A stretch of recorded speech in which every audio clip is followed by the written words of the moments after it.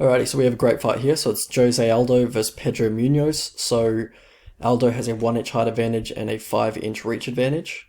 So we'll break down Pedro striking first. So he comes in with that high pressure game. He looks to really, push you against the fence, keep the pressure on, keep the pace up. And basically, yeah, he's just looking to trap you against the fence, cut the cage off to your left, throw the left hook, because that opens up the left hook because the rear hand of his opponent, if they're an orthodox, will typically be low, and he's going to look for that left hook there, or he'll look to, cut the cage off to the right and look for that right hook if he's versing a southpaw opponent.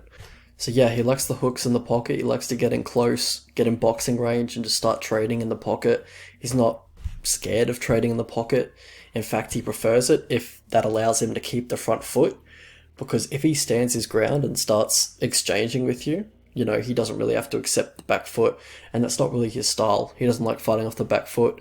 He likes keeping that high guard up. He doesn't have, he doesn't have the best footwork. It's not really something he relies on to defend himself from strikes. It's usually the high guard that he likes to keep up, and he doesn't move his head a whole lot either. He is quite hittable, but he is quite good at catching a lot of shots on his guard, on his boxing guard. So yeah, like in the judge's eyes, he's getting hit quite a bit, and sometimes he will lower the guard a little bit and get clipped on the chin, but I think all in all he has pretty decent striking defense, if I'm being honest. It's just that he gets tagged a lot, he gets touched a lot, and that's what the judges are seeing. So yeah, for Jose Aldo, he also comes in with a forward pressure. It's not as suffocating as the pressure that Pedro is going to put on you. But he likes to come forward, he likes to take the front foot, likes to pick his shots, feint a lot, see the reactions that you're going to give him. One thing I've noticed with Pedro is that when you feint Pedro, his forward pressure will stop a little bit, kind of eases the forward pressure, kind of slows down his volume quite a bit. I noticed that in the Aldo fight, Aldo was feinting quite a bit and Pedro was just freezing a tad. So I think that is a good weapon, or a good asset that Aldo has in this fight that he should use.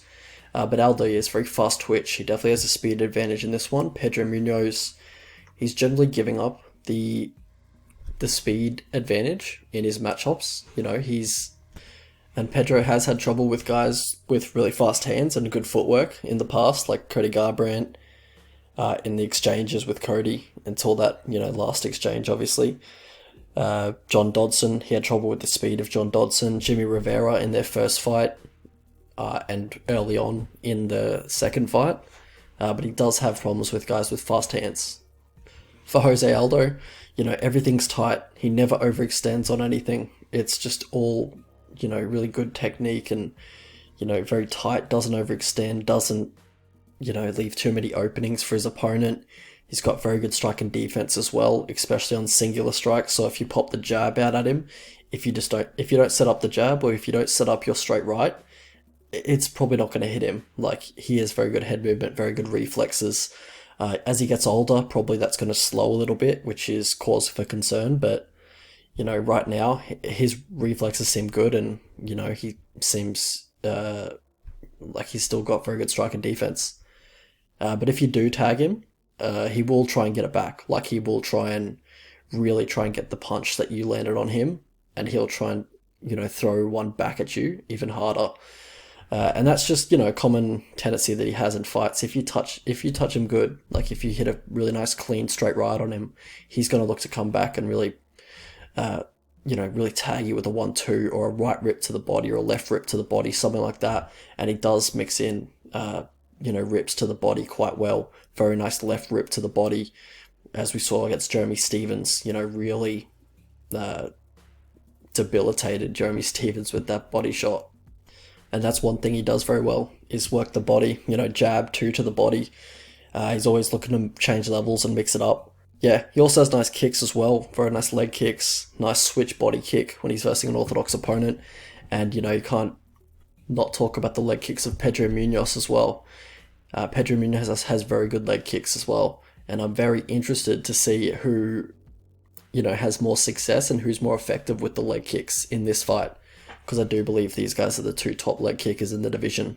One thing I think Pedro Munhoz could look to do here is clinch up with Aldo, He has been controlled on the fence, quite a lot in the past, and that seems to be a little bit of a weakness of his. He's got very good takedown defense, but once he does stuff the takedown, he seems to be able to be controlled against the fence. Volkanovski did it, Mullen did it. It's just been a problem throughout his career. And he does have his hands low off the clinch break. So Peter Yan, they weren't clinching really on the fence, but not as often. But in the open, he does have his hands low off the clinch break, and Piotr Yan caught him multiple times off the clinch break. So break down the grappling of these two. I don't expect, both are very good grapplers, but I don't expect much grappling in this fight, honestly. For Aldo, he likes to take the back of a turtled opponent, as we saw against Marlon Vera, but just also in the past, he's pretty good at taking the back. And for Pedro Munhoz, he's got a very nice guillotine trap to defend takedowns. Always looking for that guillotine when when his opponent's shooting on him. How these guys win fights? For Pedro Munhoz, he's got an iron chin. He's never been finished. He's got great recoverability if you do stun him. If you do happen to crack his iron chin, he recovers very quickly. And he's got great cardio, great volume, great leg kicks as well. And same with Jose Aldo. He has great leg kicks. Both have good takedown defense. I think Aldo's takedown defense is excellent, and I would give the strike and defense advantage to Aldo. Aldo has a very good strike and defense. Pedro Munhoz, a little bit hittable, as we talked about before, and generally has trouble with the speed of guys with fast hand speed, with like Cody, Dodson, Jimmy Rivera. So for Jose Aldo, it's the grappling tendencies, mostly just getting controlled against the fence. Was mainly what I was referring to here.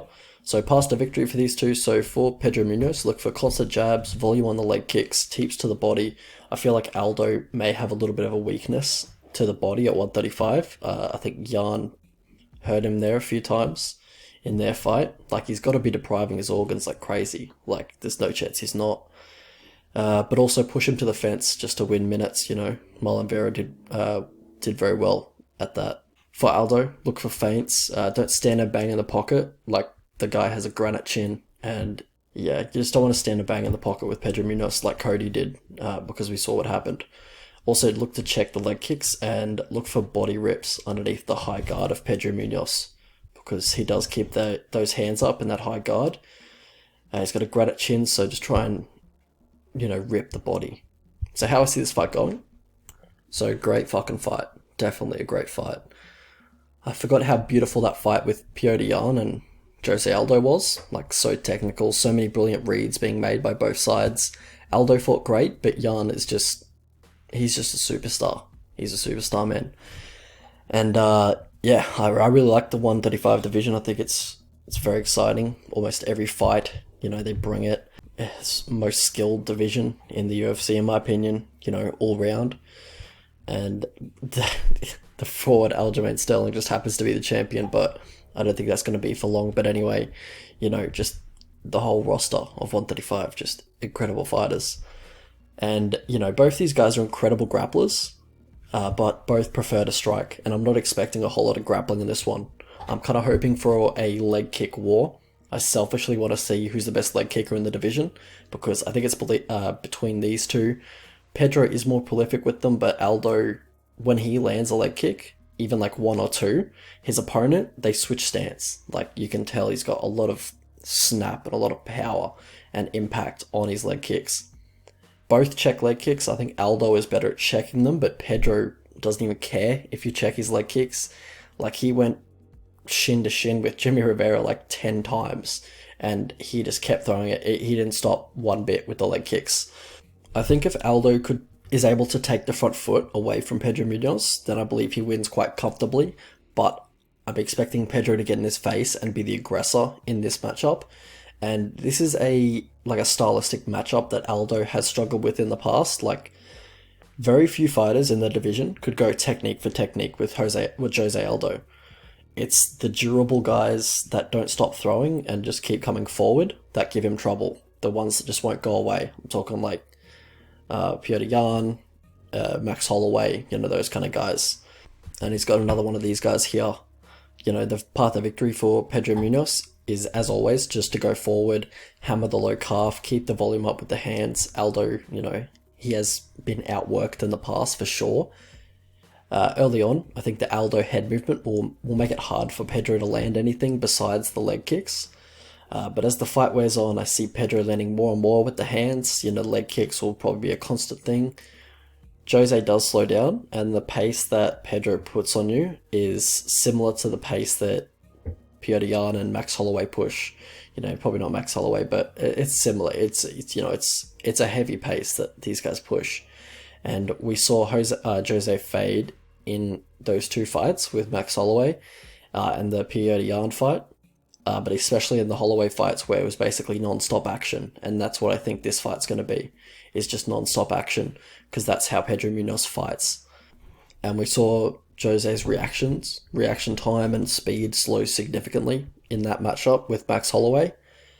But this is a 15-minute fight. So 3 rounds I think definitely favours Aldo. I reckon 5 rounds would get very interesting, especially if it went into the championship rounds. With the pace that Pedro pushes, I believe it's likely even going to be a sketchy round 3 for Aldo, even if he is cruising in the first 2 rounds. He's the better striker, technically, of course. But, Pedro's a dog and he won't stop coming forward. I think Aldo needs to feint a lot to level the work rate playing field, because in the Aldo and Garbrandt fights, these guys were able to alleviate the pressure to a certain degree of Pedro Munhoz by feinting and giving different looks, and I believe Jose Aldo could do the same thing. If you feint him, he'll freeze for a bit, or he'll just kind of instinctively pull his hands up to defend the strikes, the incoming strikes that he thinks are coming. And while he's worried about that, you can use your footwork to circle out and, get back in open space where you can look to pick your shots again. Aldo, I think he's still got it. He's definitely not washed. You can't write Aldo off. He's still very good. He had a very competitive fight with Petr Yan, and we know how good Yan is. He's like Aldo, he's only lost to very good fighters. Petr Yan, that guy's special. Marlon Moraes, which, was a very close fight. Bit of an asterisk near that one. I thought he won, but, it is what it is. It was a very close fight. Marlon was a little bit more active, and that's the problem with Jose, is that sometimes he can just be outworked, and we saw that with Volkanovski as well. So, these guys aren't better strikers than Jose, but they just outworked him, and that's the path to victory for Pedro Munhoz, I believe. I think this is a really tough fight to call for me. I think it's going to be really close. It's going to be really competitive. I've been going back and forth on it all week, honestly. I might even switch after I make this prediction, but after I think about it a little bit more. But right now, I'm feeling that Jose Aldo will be able to outstrike Munhoz for the first 2 rounds. In very competitive rounds, he's not going to be blowing him out of the water, I believe. I think it's going to be competitive, but Jose will just obviously be up 2 rounds, kind of if the judges aren't totally incompetent, and then survive the 3rd round. Also a very competitive round, but if he does slow down, I think he'll be able to survive a late Pedro Munhoz onslaught for a 29-28 decision victory. A split wouldn't surprise me at all in this one. I think it's very close. Let's have a look at the betting lines. Alright, so if you guys could like the video, that'd be awesome. Cheers for that, really helps out. Alright, so the prediction is Jose Aldo by decision. Yeah, I think it's very close. I think it's basically 50. I got Aldo 51 to 52%. I think he should be the very slight favourite. I think it's basically should be a pick'em. What I'm looking to bet is the dog at $2.30 or plus 130. I totally understand people betting Munhoz, even as a slight underdog. The guy will fight for your money. He's going to be throwing low calf kicks, and he's going to be non-stop trying to punish Aldo. He's not going to be one of those guys that, gives Aldo a lot of respect, and just, like Renato Moicano, and Moicano didn't really throw a lot. But yeah, Pedro Munhoz is just going to fight his fight. He's going to be throwing the calf kicks. I could definitely see him winning, and I think it's a very close fight. So yeah, if Pedro Munhoz's price bumps up to $2.30, I'd bet him. I'd prefer it if Aldo's price bumped up to $2.30, but it doesn't look like that's going to happen.